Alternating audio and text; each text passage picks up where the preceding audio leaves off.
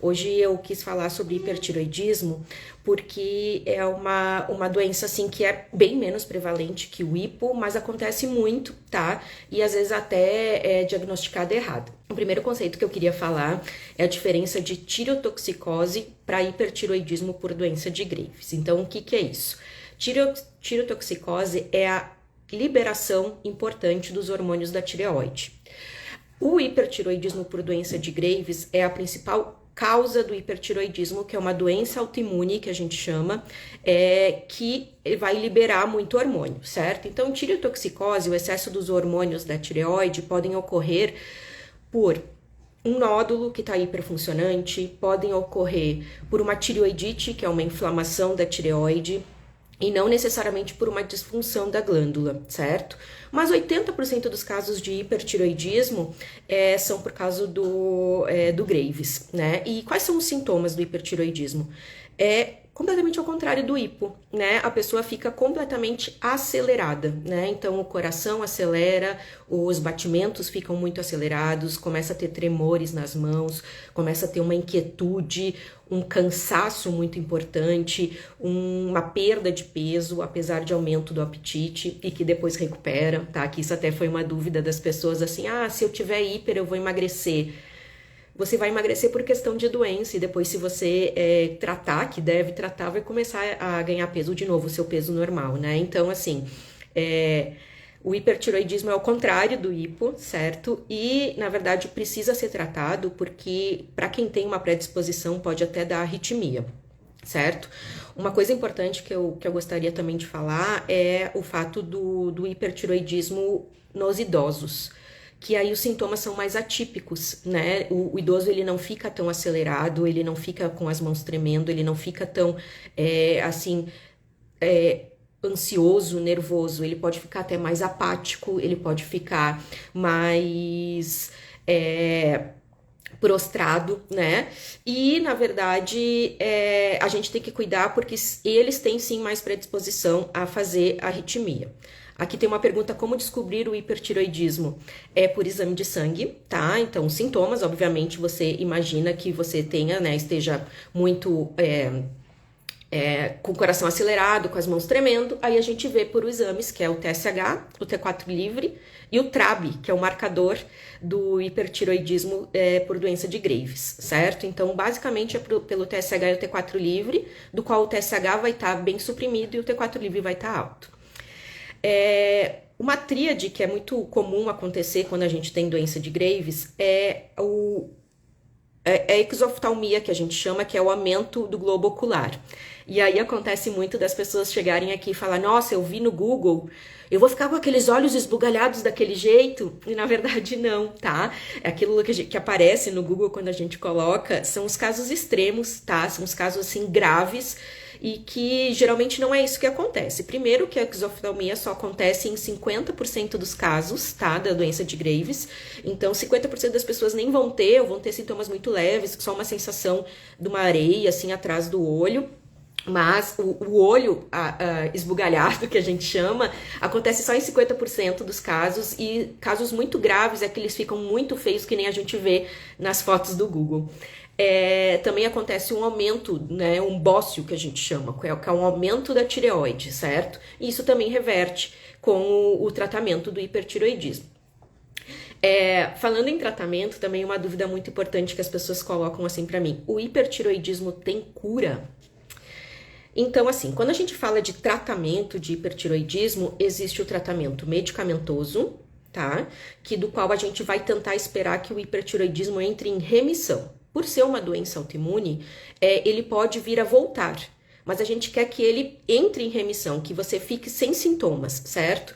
E aí o tratamento medicamentoso, ele faz isso em 50% das vezes, né? Então, quando as pessoas falam assim, vou usar o Tapazol, né, que é o principal tratamento do hipertireoidismo, e vou curar do meu hipertireoidismo, aí a gente tem que falar para o paciente que a chance de curar, que na verdade a gente chama de remissão, é só de 50%, certo? Os outros 50% a gente vai deixar a medicação por um certo tempo, de geralmente 12 a 18 meses, vai tentar tirar e não consegue tirar, certo? E aí a pessoa não entra em remissão da doença, e aí sim a gente tem que entrar, conversar com o paciente sobre o tratamento definitivo, tá? E o que é o tratamento definitivo? É quando realmente a gente faz ou um procedimento ou usa o iodo, tá?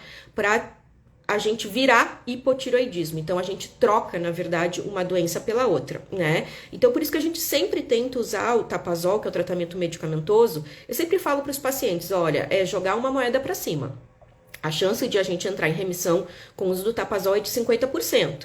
E a gente mais ou menos sabe quando a pessoa vai entrar em remissão, dependendo do quanto esse TRAB, que é o marcador da doença, está positivo, quanto a pessoa é muito sintomática, o jeito que ela abriu a doença, entende? O quanto ela ficou com um bócio muito grande, o quanto o T4 livre dela aumentou. Isso tudo são preditores da gente ver se a pessoa vai ter chance ou não de entrar em remissão com o Tapazol.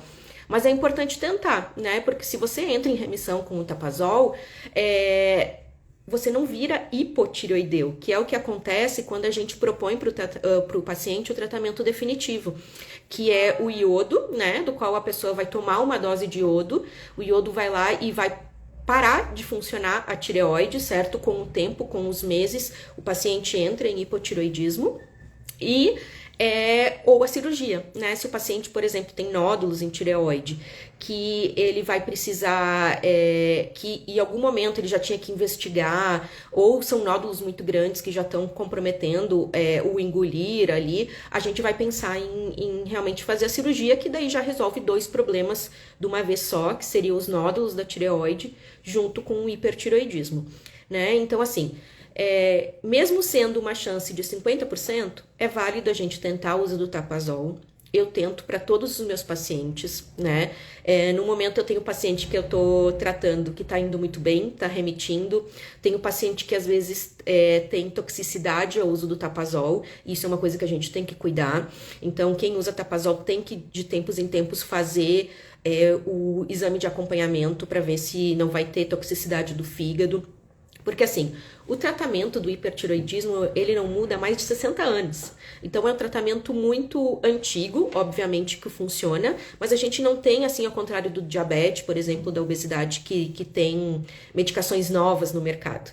O tratamento é sempre o mesmo, né? Então são medicações que a gente tem que cuidar com os efeitos colaterais, porque elas são muito boas, mas elas também podem trazer efeitos colaterais.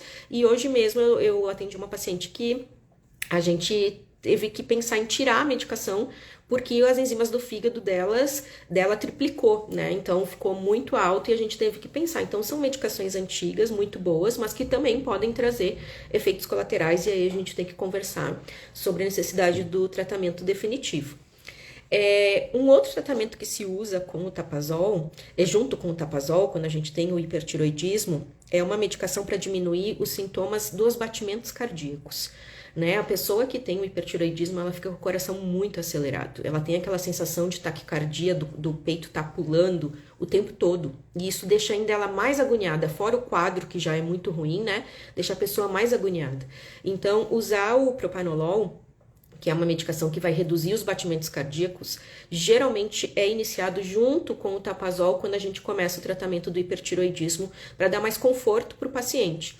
E o propanolol também é o tratamento quando a pessoa tem uma toxicose, né, uma tireotoxicose não por doença de Graves, né, ou por um nódulo que está liberando muito hormônio, ou por uma tireoidite. Também o Tapazol é um tratamento que a gente chama de sintomático, né, ele vai baixar a frequência cardíaca do paciente e vai fazer com que ele se sinta menos desconfortável. Uma outra coisa que é importante falar sobre o hipertiroidismo e que eu recebo muito aqui também é com relação às gestantes. A verdade é que gestação e tireoide é uma coisa que andam muito juntas, né? A gestação é uma coisa que a gente tem que cuidar porque tanto no hiper quanto no hipo, ou enfim, toda, né, a gestação a gente tem que ter um cuidado maior com a gestante. E não é diferente quando tem a questão da tireoide. Mas o que acontece é que quando eu recebo muito paciente, né, na verdade, pacientes vindo de colegas, assim, que não tem muita experiência com a questão da tireoide é que pode acontecer no primeiro trimestre da gestação, da gestante ter um TSH bem reduzido e isso não ser doença, né? Então vem encaminhado achando que o paciente está com hipertiroidismo ou pior ainda, já vem tratando, né, com o Tapazol ou o Propiltiuracil, que é a outra medicação que usa para gestante. E na verdade às vezes não precisa. O que eu quero dizer é que no primeiro trimestre existe para algumas pessoas uma similaridade com o hormônio HCG da gestação e que pode fazer um falso aumento desse TSH, né? Uma falsa redução desse TSH e realmente achar que é um hipertiroidismo e na verdade não é, tá? Então tem que ter cuidado com as gestantes que aparecem com TSH baixo para ver se não é essa similaridade com HCG, tá? E se precisa realmente usar a medicação ou não. Muitas vezes não. E aí o que vai diferenciar se realmente a pessoa está tendo um hipertiroidismo verdadeiro, né, do que dessa diferença do TSH reduzido pelo HCG é dosar o TRAB, né, que é o marcador do Graves e ver os sintomas da gestante, porque é interessante que tireoide, isso tanto para o hipo quanto para o hiper, a gente tem que tratar alteração de exame de sangue com sintomas, né? Então, só alteração de exame de sangue não significa muita coisa. A gente tem que ver se a pessoa está sintomática. Porque um caso esse, por exemplo, é a gestante, que só vem um TSH baixo, às vezes já vem tratando uma coisa que nem precisava, que a gente sabe que é pela questão da mimetização dos hormônios com HCG. Então, tem que ter cuidado, né? Tem que saber que o TSH pode alterar por diversos motivos, né? Às vezes nem é doença autoimune. Então, o hipertiroidismo é uma coisa que a gente tem que saber levar e saber manejar, tá? Uma coisa que também me perguntam muito assim, então significa que é melhor ter hipo do que hiper? Como assim, né? E é verdade, porque o hiper, ele deixa a pessoa mais acelerada, com risco da gente ter arritmias. Não, então o hipotiroidismo, em teoria, é muito mais fácil de tratar, certo? É muito mais comum o médico conseguir tratar. A medicação não traz efeitos colaterais, como eu comentei que o Tapazol pode trazer, né?